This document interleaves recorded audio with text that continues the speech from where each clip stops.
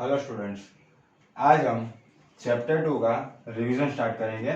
उसके अंदर हम जो टॉपिक्स कवर करने वाले हैं वो मैंने अभी इधर लिख लिया है। टोटल 11 टॉपिक्स है, छोटे बड़े, ठीक है। उसके अंदर से जो मतलब बहुत सा मतलब ये पूरा चैप्टर कवर हो जाएगा उसके अंदर। और जो पहला टॉपिक है टर्म, तो पहले हम देखते हैं कि टर्म किसको बोलते हैं। आपको पता ही है टर्म किसको बोलते हैं, लेकिन ये रिवीजन है तो थोड़ा मैं क्विक रिवीजन कराऊंगा, थोड़ा शॉर्ट टाइम के अंदर ये खत्म करूंगा। तो टर्म किसको बोलते हैं, तो मैं एग्जांपल के साथ हम समझते हैं। एग्जांपल में इधर लिख रहा हूं 2x + 5, ठीक है। तो 2x + 5 की अंदर कितने टर्म्स है आप बताओ? एक टर्म, दो टर्म या तीन टर्म? ठीक है, दो टर्म हो गए। क्यों? ये पूरा टर्म एंड ये दूसरा टर्म, ठीक है। तो आपको अभी कुछ अंदाजा आ रहा होगा कि टर्म किसको बोलते हैं, क्योंकि मैं इसको पूरा टर्म बोल रहा हूं। यानी कि टर्म किससे बना होता है? टर्म कोएफिशिएंट एंड वेरिएबल दोनों का कॉम्बिनेशन है। टर्म क्या है? कोएफिशिएंट एंड वेरिएबल दोनों का क्या है? कॉम्बिनेशन है, ठीक है। अभी जो दूसरा टॉपिक है, ये टर्म तो अभी बहुत इजी है, ठीक है। और वैसे भी मैं थोड़ा स्पीड में जाऊंगा क्योंकि ये क्विक रिवीजन है। दूसरा टॉपिक है कोएफिशिएंट। अभी कोएफिशिएंट किसको बोलते हैं हम? तो जो टर्म होता है, यानी कि ये टर्म था, ठीक है। टर्म के अंदर जो वेरिएबल के साथ, इधर वेरिएबल कौन सा है? x, तो वेरिएबल के साथ जो वैल्यू मल्टीप्लाई होता है आगे, ठीक है, जो वैल्यू मल्टीप्लाई होता है वो कांस्टेंट टर्म को मैं क्या बोलता हूं? कोएफिशिएंट। तो देखो इधर कोएफिशिएंट क्या होगा? पहले टर्म में 2x है मेरा टर्म, तो 2x के अंदर कोएफिशिएंट क्या होगा? 2 कोएफिशिएंट होगा। वैसे ही दूसरा एक एग्जांपल ले लेते हैं x² - 3x + 1। तो अभी इसके अंदर मैं बोलूंगा, अगर आपको पूछूं मैं कि x² का कोएफिशिएंट कितना होता है, तो कितना होगा? 0? नहीं, जीरो नहीं बोलेंगे हम लोग। क्यों? इसके आगे कुछ नहीं है, तो हम क्या समझेंगे? x² को मैं 1 × x² की जैसा लिख सकता हूं, तो लिख सकता हूं। तो मेरा कोएफिशिएंट क्या हो जाएगा? 1, ठीक है। वैसे ही अभी मैं बताऊं कि दूसरे टर्म का कोएफिशिएंट कितना है, तो दूसरा टर्म मेरा -3x है, तो उसका कोएफिशिएंट कितना होगा? x के साथ क्या मल्टीप्लाई किया है?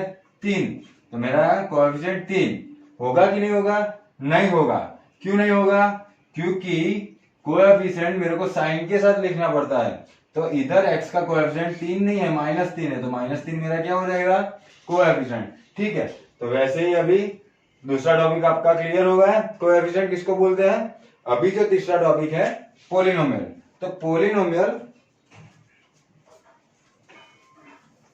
जो पहला टॉपिक होना चाहिए वो मैंने जानबूझकर तीसरा टॉपिक लिया है, क्योंकि पहले तो खुद आपको टर्म एंड कोएफिशिएंट क्लियर होना चाहिए, ठीक है।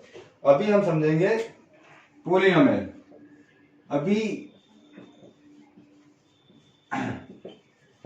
मैंने आपको पुराना वीडियोस के अंदर ऑलरेडी बता चुका हूं मैं कि पोलिनोमियल किसको बोलते हैं। अभी देखो अभी आप साइंस के अंदर भी पढ़े होंगे। साइंस के अंदर जो केमिस्ट्री पार्ट आता है उसके अंदर पॉलीमर्स आता है, ठीक है। तो पॉलीमर्स यानी कि क्या? यानी कि पॉलीमर्स, अभी मैं पॉलीमर्स तो नहीं समझाऊंगा क्योंकि मैं मैथ्स का टीचर हूं, ठीक है। तो पोलिनोमियल यानी कि वो पोली का जो मीनिंग होता है वो होता है ज्यादा, ठीक है, बहुत सारे। तो इधर पोलिनोमियल यानी कि 2 से ज्यादा टर्म हो, कितने? More than 2 terms, more than 2 terms is called polynomial. तो 2 से ज्यादा टर्म हो जिसके अंदर, जो इक्वेशन के अंदर 2 से ज्यादा टर्म हो, उसको हम क्या बोलेंगे? पोलिनोमियल। अभी एग्जांपल के साथ समझते हैं। अभी मैंने जो एग्जांपल लिखा था x² - 3x + 1, तो ये पोलिनोमियल कहलाएगा, ठीक है। वैसे ही कोई भी अभी दूसरा एक एग्जांपल ले लेते हैं 3x³ - 2x² + 2x + 4, तो ये पोलिनोमियल है, ये भी पोलिनोमियल है क्योंकि 2 से ज्यादा टर्म है, ठीक है। तो हम उसको पोलिनोमियल बोलते हैं। लेकिन पोलिनोमियल भी आपके ये चैप्टर के अंदर आपको 3 टाइप के पोलिनोमियल दिया है। कौन से 3 टाइप के पोलिनोमियल है वो मैं समझा देता हूं। कौन से टाइप के पोलिनोमियल आएंगे? लीनियर, क्वाड्रेटिक एंड क्यूबिक, ठीक है। तो लीनियर, कौन से लीनियर, क्वाड्रेटिक एंड क्यूबिक। अभी ये भी आपको पता है कि लीनियर पॉलिनोमियल किसको बोलते हैं कि जिसका मैक्सिमम डिग्री 1 हो, जो भी इक्वेशन के अंदर मैक्सिमम डिग्री 1 हो। यानी कि अभी मैं इधर एग्जांपल लिख रहा हूं 2x + 1, दूसरा एग्जांपल लिख रहा हूं -3x, ठीक है। तो ये लीनियर पॉलिनोमियल है कि नहीं है? है। क्यों? क्योंकि इधर मैक्सिमम डिग्री कितना है, इधर कुछ नहीं है, तो 1 में बताऊंगा, ठीक है। तो इसका मैक्सिमम डिग्री 1 है, तो अगर जिसका मैक्सिमम जो भी इक्वेशन का मैक्सिमम डिग्री 1 हो उसको हम लीनियर पॉलिनोमियल बताएंगे। वैसे ही दूसरा एग्जांपल क्या है, -3x, तो ये सिंगल टर्म है, लेकिन उसके अंदर जो वेरिएबल है, कौन सा वेरिएबल, x, उसका डिग्री कितना है, 1, तो वो भी लीनियर इक्वेशन हो जाएगा, लीनियर पॉलिनोमियल हो जाएगा, ठीक है। वैसे ही क्वाड्रेटिक, तो क्वाड्रेटिक के अंदर जो इक्वेशन के अंदर मैक्सिमम डिग्री 2 होगा, एग्जांपल ले लेते हैं हम 2x² - 3x + 1 -3x, एंड दूसरा एग्जांपल -3x - 3y²। तो पहला जो मैंने एग्जांपल लिया वो क्वाड्रेटिक पॉलिनोमियल है कि नहीं है? है, क्योंकि मैंने उसका एग्जांपल वैसे तो लिखा है। लेकिन कैसे है क्वाड्रेटिक पॉलिनोमियल वो बना, तो उसके अंदर मैक्सिमम डिग्री कितना है, 2, एंड इसके अंदर मैक्सिमम डिग्री कितना है, वो भी 2, तो उसको हम क्या बोलेंगे, क्वाड्रेटिक पॉलिनोमियल, ठीक है। वैसे ही क्यूबिक पॉलिनोमियल, तो क्यूबिक पॉलिनोमियल के अंदर अब आप खुद ही समझ गए होंगे कि क्या होगा उसके अंदर, कि जो इक्वेशन के अंदर मैक्सिमम डिग्री और मैक्सिमम पावर 3 होगा, ठीक है, वो सारे कौन से पॉलिनोमियल बनेंगे, क्यूबिक पॉलिनोमियल। ये x³ एक एग्जांपल हो गया, दूसरा एग्जांपल x³ + 1, ये भी क्यूबिक पॉलिनोमियल है, ठीक है। फिर x³ - 2x² + 1, ये भी क्यूबिक पॉलिनोमियल है। क्यों? क्योंकि उधर मैक्सिमम डिग्री कितना है, 3। तो ये हो गया पॉलिनोमियल एंड देयर टाइप्स, ठीक है। फिर से एक बार बोल देता हूँ, पॉलिनोमियल किसको बोलते हैं, जिसके अंदर 2 से ज्यादा टर्म्स हो। कितने टाइप्स के पॉलिनोमियल होते हैं, 3 टाइप्स के, linear, quadratic and cubic polynomial, ठीक है। तो अभी हमारा जो चौथा, ये अभी हमारा टॉपिक खत्म हो गया, लेकिन उसके अंदर भी एक क्वेश्चन है, एक्सरसाइज के अंदर क्वेश्चन आया था, वो भी मैं इसके अंदर ले लेता हूं। कौन सा, 1 वेरिएबल पॉलिनोमियल, किसको हम 1 वेरिएबल पॉलिनोमियल बोलते हैं, ठीक है। बताओ आप, 1 वेरिएबल पॉलिनोमियल यानी कि जो इक्वेशन के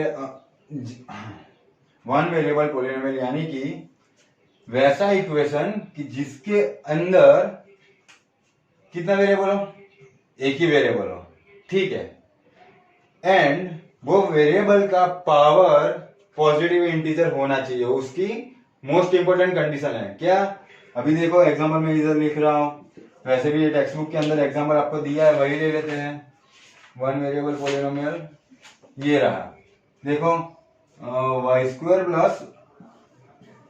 √2, एंड दूसरा एग्जांपल ले लेते हैं y + 2/y। तो जो पहला इक्वेशन है y² + √2, उसके अंदर एक वेरिएबल है, सिंगल वेरिएबल है, सिंगल वेरिएबल ही है, y अकेला है, ठीक है, उसके अलावा दूसरा कोई वेरिएबल अंदर नहीं है, तो 1 वेरिएबल तो हो गया, यानी 1 वेरिएबल, सिंगल वेरिएबल तो अंदर है, वो एक कंडीशन तो हमारा सेटिस्फाई हो गया। लेकिन जो दूसरा मोस्ट इंपोर्टेंट कंडीशन है वो है कि जो वेरिएबल है उसका पावर कैसा होना चाहिए, पॉजिटिव इंटीजर।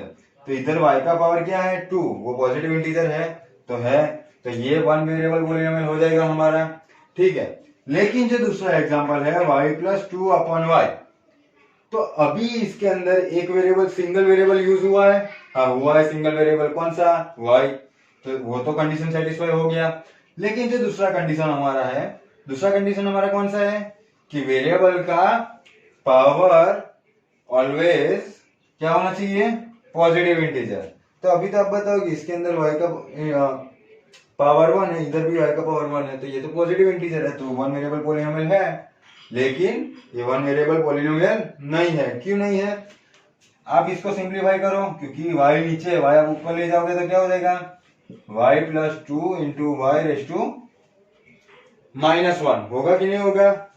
तो ये y का पावर कितना हो गया अभी, -1 हो गया। हाँ, तो ये वन वेरिएबल पॉलिनोमियल नहीं है, ठीक है।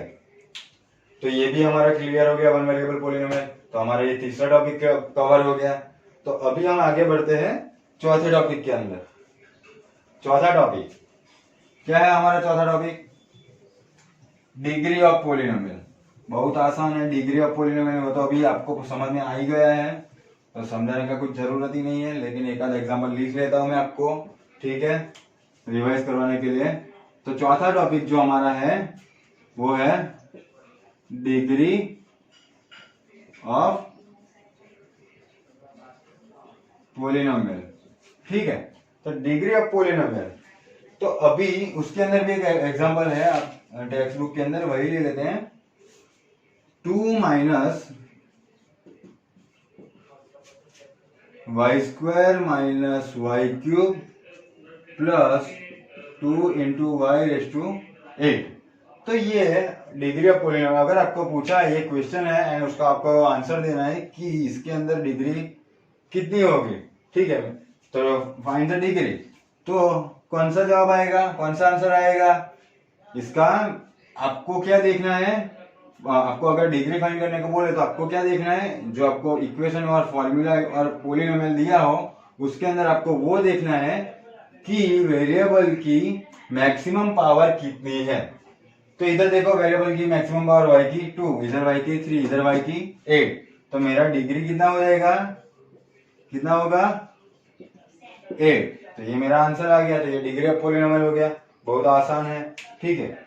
वैसे ही अभी हम पांचवा टॉपिक कवर करेंगे। पांचवा टॉपिक क्या है, पांचवा फिफ्थ टॉपिक क्या है हमारा,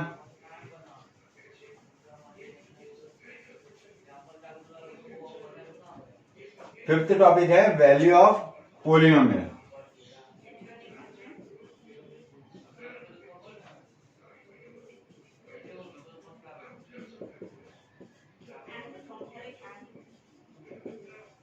वैल्यू पॉलिनोमियल, उसके अंदर क्या था, तो उसके अंदर एक पॉलिनोमियल दिया गया होगा और आपको x जो भी वेरिएबल अंदर यूज किया होगा उसका आपको वैल्यू दिया होगा। अगर x वेरिएबल है तो x का वैल्यू दिया होगा कि x is equal to -1, x is equal to 2। तो आपको क्या करना है, कुछ नहीं करना है, वही वैल्यू आपको वो पॉलिनोमियल के अंदर पुट करना है, ठीक है। जैसे कि हम एग्जांपल एक ले लेते हैं।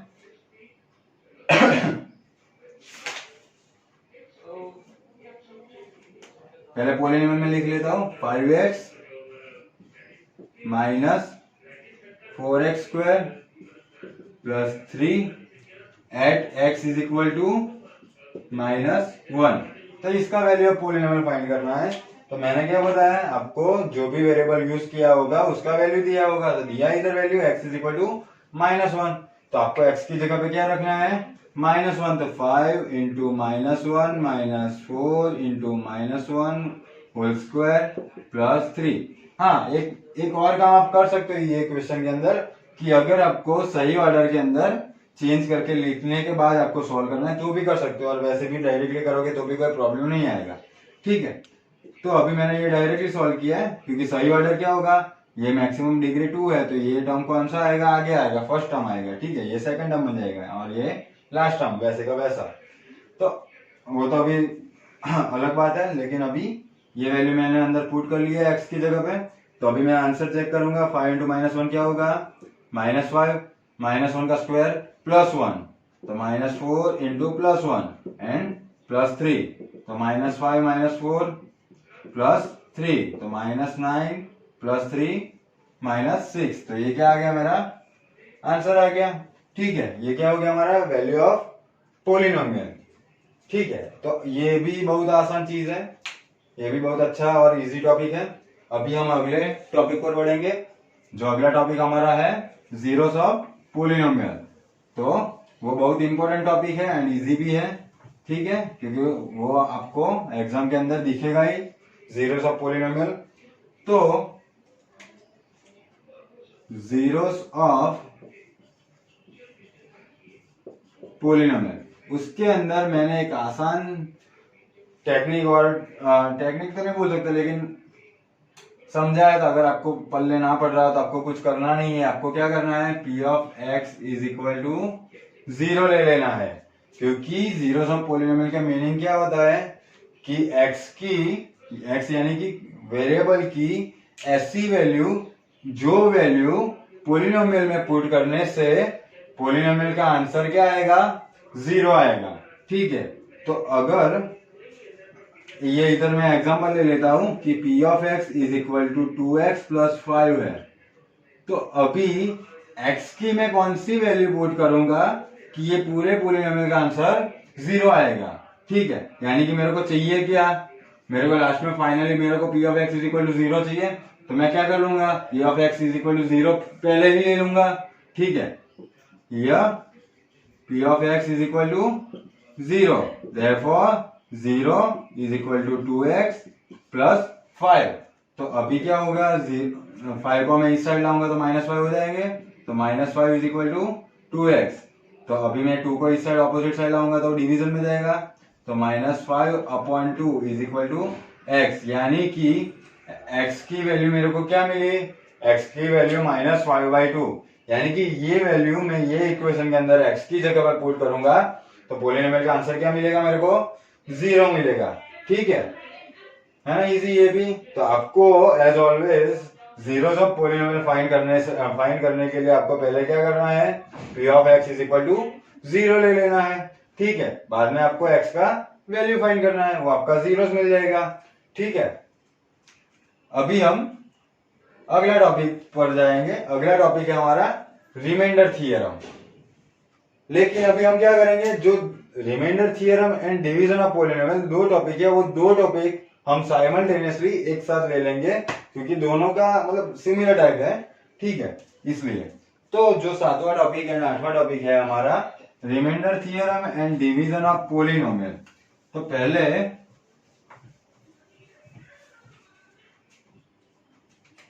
Question number 7, remainder theorem and 8, division of polynomial. तो ये मैं क्या करूंगा, ये समझाने के लिए आपको एक सम लूंगा, उसका सॉल्यूशन में दोनों मेथड से फाइंड करूंगा। दोनों मेथड से आंसर सेम ही आएगा, लेकिन दोनों मेथड में डिफरेंस क्या है वो एक बार आप देख लो, बाद में आपको क्या हो जाएगा, क्लियर हो जाएगा कि रिमाइंडर थ्योरम अगर पूछेंगे तो आपको कौन सी मेथड करनी है, डिवीजन ऑफ पोलिनोमियल अगर आपको पूछा है एग्जाम में तो आपको कौन सी मेथड करनी है। ठीक है, वो भी मैं एक एग्जाम्पल ले लेता हूं, एग्जाम्पल 9। तो एग्जाम्पल 9 क्या है हमारा, x का x⁴ plus x³ minus 2x² plus x plus 1 is divided bye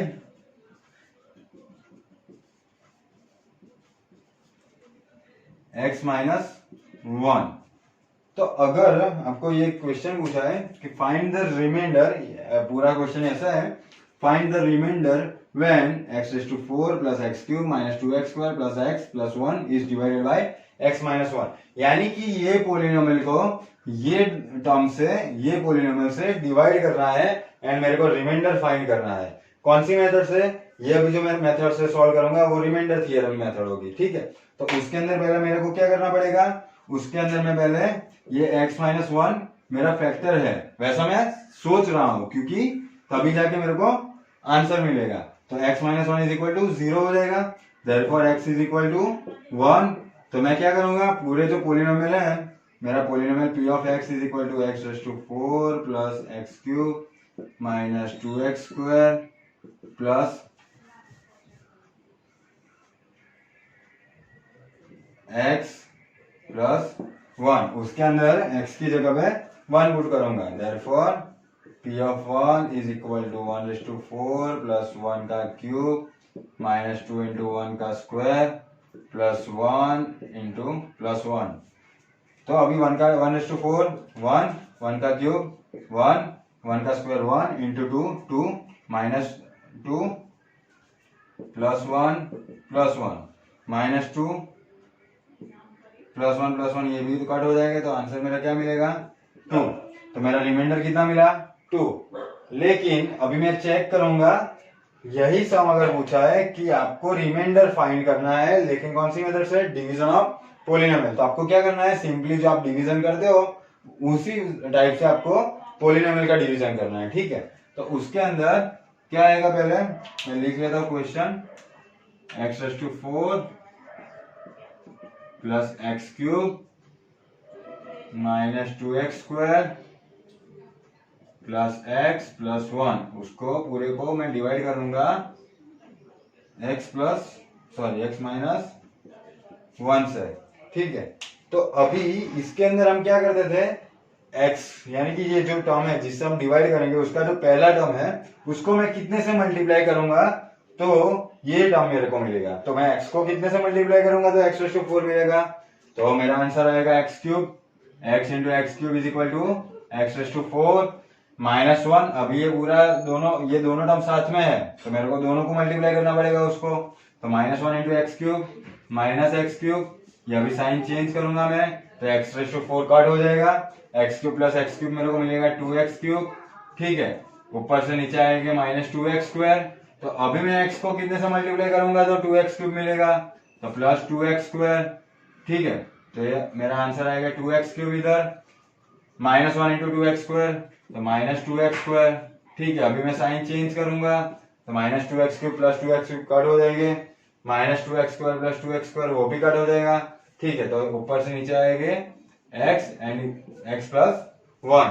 तो x को मैं कितने से मल्टीप्लाई करूंगा, तो x आएगा, तो +1, तो ये प्लस x मिलेगा इधर, x into 1 x -1 into 1 -1, sign change हो जाएगा, तो x कट हो जाएगा, तो रिमाइंडर ये इधर +1 + 1 क्या मिलेगा मेरे को 2। तो देखो दोनों मेथड के अंदर मेरा रिमाइंडर कितना मिला 2, यानी कि दोनों में रिमाइंडर तो सेम ही मिलेगा क्योंकि क्वेश्चन भी सेम है, लेकिन सिर्फ तरीका अलग है सॉल्व करने का, ठीक है। तो ये रिमाइंडर थ्योरम एंड ये डिवीजन ऑफ पॉलिनोमियल दोनों का डिफरेंस हो गया है, ठीक है। वैसे ही अभी हम आगे बढ़ते हैं 9th टॉपिक पर, जो हमारा है स्प्लिटिंग मेथड। तो स्प्लिटिंग मेथड में क्या करेंगे, वो पूरा मैंने मेथड एक अलग वीडियो के अंदर ले लिया है। अगर आपको समझ में ना आया तो ये वो पुराना वीडियो पूरा देख लेना, तो समझ में आ जाएगा, ठीक है। अभी तो मैं एक एग्जांपल से ही समझाऊंगा आपको स्प्लिटिंग मेथड, क्योंकि रिवीजन कर रहे हैं हम लोग। तो जो 9th टॉपिक है स्प्लिटिंग मेथड,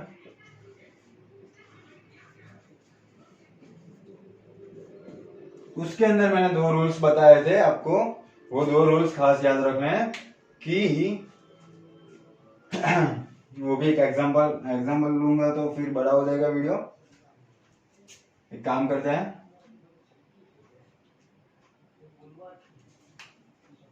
ठीक है।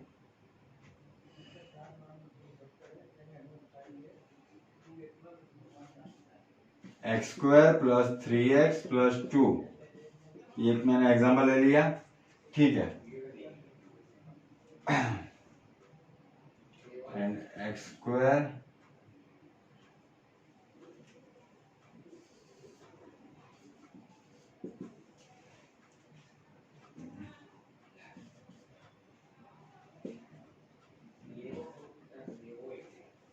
देखो 4 टाइप के सम में अगर आपको समझाऊंगा तो ये पूरा स्प्लिटिंग मेथड आपको क्लियर हो जाएगा, लेकिन मैं 2 ही सम से मैं आपको 4 टाइप के सम समझाऊंगा। कैसे, तो एक लास्ट टर्म प्लस हो, कौन सा लास्ट टर्म कैसा हो, पॉजिटिव, इधर लास्ट टर्म कैसा है, नेगेटिव। तो एक के अंदर लास्ट टर्म पॉजिटिव हो और एक के अंदर लास्ट टर्म नेगेटिव हो, तो वो 2 टाइप्स के सम हो गए। उसके अंदर आपको अगर लास्ट टर्म पॉजिटिव हो तो मिडिल टर्म की साइन में 2 पॉसिबिलिटी हो सकती है, एक प्लस एंड एक माइनस। वैसे ही अगर लास्ट टर्म नेगेटिव हो तो मिडिल टर्म की साइन में 2 पॉसिबिलिटी हो सकती है, एक प्लस एंड माइनस, ठीक है। तो पहले हम लास्ट टर्म अगर प्लस हो तो उसकी जो दो पॉसिबिलिटी है वो हम समझ लेते हैं कि लास्ट टर्म कौन सा है मेरा 2, तो मेरे को 2 का ऐसा फैक्टर निकालना है कि जिसका सम मिडल टर्म के कोएफिशिएंट जितना है। क्यों सम मैंने बताया 2 के ऐसे फैक्टर्स कि जिसका सम, क्यों सम, क्योंकि लास्ट टर्म कैसा है पॉजिटिव, तो उसका सम मिडिल टर्म के कोएफिशिएंट जितना है। तो मिडिल टर्म क्या है मेरा 3, तो 2 के कौन से फैक्टर हो गए वैसे 2 into 1, ठीक है। तो अभी अगर मिडिल टर्म की साइन प्लस हो तो दोनों को आपको प्लस देना है, लेकिन अगर मिडिल टर्म की साइन माइनस हो तो आपको दोनों में माइनस लेना है। अगर प्लस हो तो ये टाइप से आपको सम को सॉल्व करना है, और अगर माइनस हो तो दोनों टर्म में माइनस लेना है, ठीक है। वैसे ही अभी देखो मैं ये प्लस वाला प्लस का आंसर लिख रहा हूं एंड ये माइनस का आंसर लिखूंगा मैं। तो इधर क्या आएगा X square plus 2x plus 1 plus 2, ठीक है। फिर दो दो का ग्रुप बनेगा, x कॉमन तो x प्लस 2, इधर x रहेगा 1 इंटू एक्स, इधर 1 कॉमन तो इंटू एक्स प्लस 2, तो इधर से x प्लस 2 कॉमन निकलेगा, अंदर बचेगा x प्लस 1। वैसे ही इधर अगर माइनस है, ठीक है, ये मिडिल टर्म का साइन अगर माइनस है तो दोनों में क्या लेना है आपको माइनस, यानी कि क्या हो जाएगा उसके अंदर x square minus 2x minus x minus plus 2, तो दो दो का ग्रुप बनाओ, x कॉमन तो x minus 2 minus 1 x minus 2, ठीक है। तो ये दोनों में कॉमन क्या है x minus 2 into bracket x minus 1, तो ये दोनों, ये लास्ट टर्म अगर प्लस हो तो दो टाइप से सम हो गया, वो समझ में आ गया। वैसे ही अगर अभी लास्ट टर्म नेगेटिव हो एंड मिडिल टर्म पॉजिटिव हो तो हम क्या करेंगे, तो 2 के ऐसे फैक्टर्स निकालने हैं कि जिसका सब्ट्रैक्शन मिडिल टर्म के कोएफिशिएंट जितना है।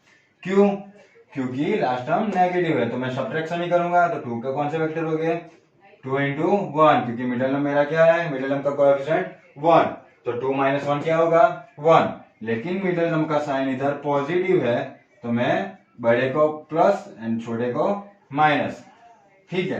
अगर मिडिल टर्म का साइन माइनस है तो बड़े को माइनस एंड छोटे को प्लस, ठीक है। लेकिन अभी अभी इधर भी मैं दो टाइप से मैं सम को सॉल्व करूंगा। अगर प्लस हो, ये प्लस वाला और ये माइनस वाला, ठीक है। तो अगर प्लस हो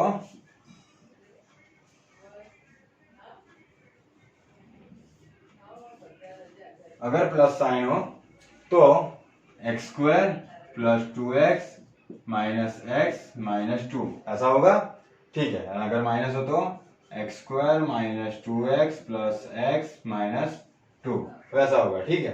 बाद में दो दो का पेयर बनाओ, इसमें x कॉमन तो अंदर बचेगा x प्लस 2, इधर से माइनस 1 कॉमन तो अंदर बचेगा x प्लस 2, तो दोनों में कॉमन x प्लस 2, तो x plus 2 into x minus 1, ये मेरा आंसर आ गया। वैसे इधर पहले दो में से x कॉमन तो अंदर बचेगा x माइनस 2, इधर 1 कॉमन तो अंदर बचेगा x माइनस 2, तो दोनों में से कॉमन निकलेगा x माइनस 2, तो अंदर बचेगा x प्लस 1, ठीक है। तो ये क्या हो गया हमारा स्प्लिटिंग मेथड। तो उसके अंदर आपको दो ही रूल याद रखने हैं कि अगर लास्ट टर्म प्लस हो यानी कि पॉजिटिव हो तो आपको उसके ऐसे फैक्टर्स निकालने हैं कि जिसका सम मिडिल टर्म के कोएफिशिएंट जितना हो, और मिडिल टर्म की साइन दोनों को देनी है, दोनों फैक्टर को। वैसे ही इधर अगर लास्ट टर्म नेगेटिव हो तो उसके ऐसे फैक्टर्स निकालने हैं कि जिसका सब्ट्रैक्शन मिडिल टर्म के कोएफिशिएंट जितना है एंड मिडिल टर्म का साइन बड़े को और उसका ऑपोजिट साइन छोटे को देना है, ठीक है। तो ये हमारा स्प्लिटिंग मेथड भी हमारा सॉल्व हो गया। अभी हम आएंगे 10th टॉपिक पर, वो क्या है हमारा आइडेंटिटीज एंड देयर सम। लेकिन मैं आपको, और 10th टॉपिक फिर मैं अगर उसका एक एक सम भी सॉल्व कराऊंगा तो बड़ा हो जाएगा, लेकिन मैं क्या करूंगा आपको आइडेंटिटीज एक बार लिख लेता हूं इधर, जितनी भी आइडेंटिटीज यूज होती है टोटल, वैसे तो 8 आइडेंटिटीज यूज होती है ये चैप्टर्स के अंदर, लेकिन एडिशनल 2 आइडेंटिटीज भी है जो आपको टेक्स्ट बुक के अंदर दी है और उस टाइप के सम भी है। तो टोटल कितनी आइडेंटिटीज होगी 10 आइडेंटिटीज होगी, ठीक है। तो tan ऑफ की tan मैं आइडेंटिटीज इधर लिख लेता हूं, ठीक है।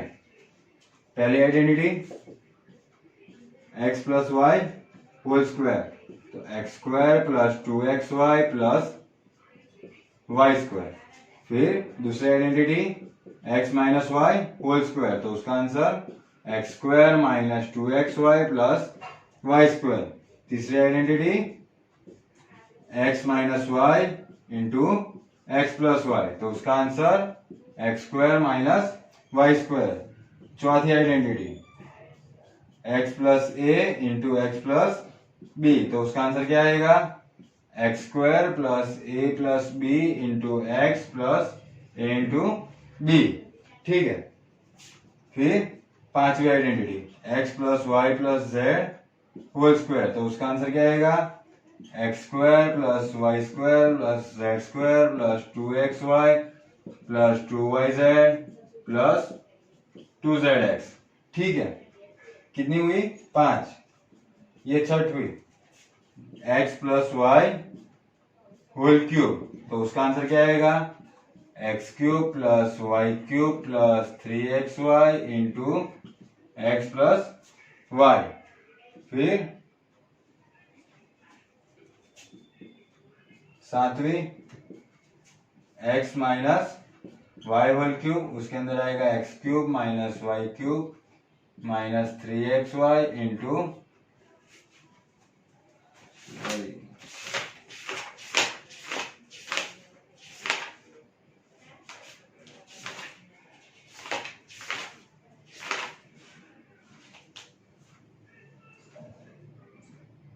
सातवीं, हाँ सही है minus 3xy into x minus y, ठीक है।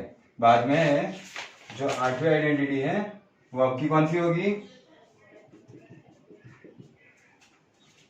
X cube plus Y cube plus z cube minus 3xyz is equal to x plus Y plus z into bracket x square plus Y square plus Z square minus x y minus y z minus z x. तो ये 8 identity क्या है, ये official identities है जो आपकी text book के अंदर दी गई है। लेकिन उसके अलावा जो दूसरी दो एडिशनल आइडेंटिटीज हैं वो भी आपको याद रखनी है। वो दो एडिशनल आइडेंटिटीज कौन सी है, तो मैं इधर एक बार लिख लेता हूँ।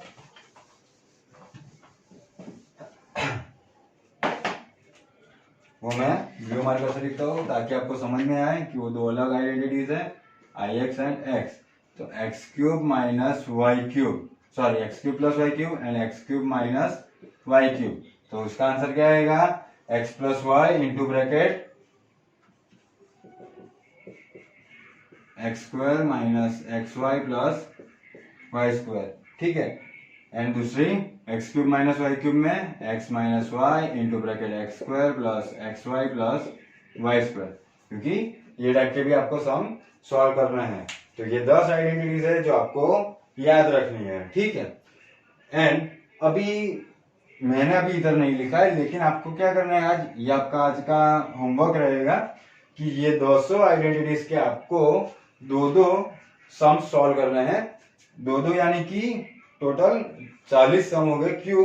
क्योंकि 10 दूना, अभी देखो उसके अंदर आपको क्या करना है, क्योंकि दो टाइप के सम आएंगे एक ही आइडेंटिटी को लेकर, कि ये अगर आपको एक्सपांशन दिया हो यानी कि ये एक्सपांशन हुआ तो ये आपका क्या हो जाएगा, फैक्टर हो जाएगा। इसको आप ये आइडेंटिटी से सॉल्व करेंगे तो ये फैक्टर हो जाएगा। और अगर आपको ये फैक्टर दिया है यानी एक्सपांड करने को बोला है तो यही आइडेंटिटी का अप्लाई करके आपको क्या करना है, एक्सपांड करना है। तो दो टाइप के सम आ सकते हैं यही आइडेंटिटी की बेस पर, ठीक है। तो आपको एक फैक्टराइज करने के दो सम एंड एक्सपांड करने के दो सम, हर एक आइडेंटिटीज के आपको लिखने हैं, सॉल्व करने हैं खुद से, ठीक है, होमवर्क के अंदर। एंड आपको मेरे को सेंड करना है। तो आपको हर एक आइडेंटिटीज के फैक्टराइज एंड एक्सपांड के दो सम सॉल्व करने हैं, ठीक है। एंड मेरे को सेंड करना बाद में जो 11th टॉपिक है वो वेरिफिकेशन है। उसके अंदर भी कुछ नहीं, आपको जो वेरीफाई करने को बोला था, ये दो आइडेंटिटीज वेरीफाई करने को बोला था। बाद में दूसरा एक सम भी था, वो भी वेरीफाई करना था। वो आपको देख लेना है एक बार ध्यान से, एंड आपको वो भी सॉल्व करना है, क्योंकि वो मोस्ट इंपोर्टेंट पार्ट है एंड वो एग्जाम के अंदर एक आध वेरिफिकेशन आएगा ही। तो आज ये हमारा सेकंड चैप्टर इधर खत्म होता है, ठीक है। बाद में हम अभी नेक्स्ट वीडियो लेक्चर के अंदर नेक्स्ट चैप्टर पढ़ेंगे, ठीक है।